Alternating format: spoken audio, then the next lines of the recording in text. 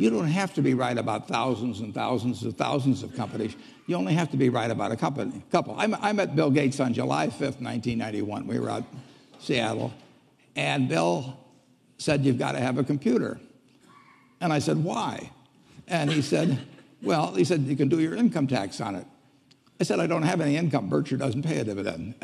He said, "Well, you can keep track of your portfolio." And I said, "I only have one stock." I said, I mean, and he says, "It's going to change everything."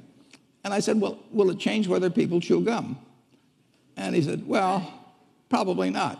And I said, "Well, will it change what kind of gum they chew?" And not. And I said, "Well, then I'll stick to chewing gum and you stick to computers." I don't have to understand all kinds of business. There's all kinds of business I don't understand. But there's thousands of opportunities there.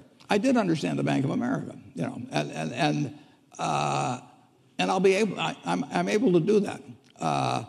I'm able to understand some given percentage. But Ted Williams wrote a book called The Science of Hitting, and in The Science of Hitting, he's got a diagram. Shows him at the plate, and he's got the strike zone divided into 77 squares, each the size of a baseball.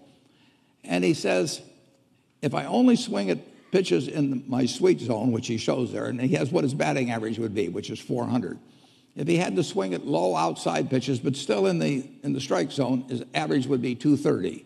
He said the most important thing in hitting is waiting for the right pitch.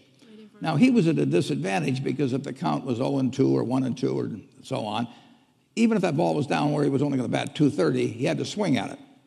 In investing, there's no called strikes.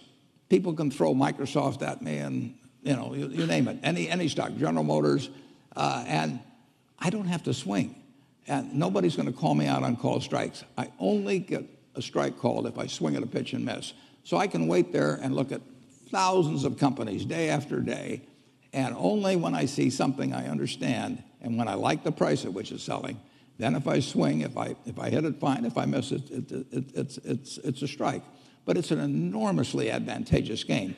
And it's a terrible mistake to think you have to have an opinion on everything. You only have to have an opinion on a few things.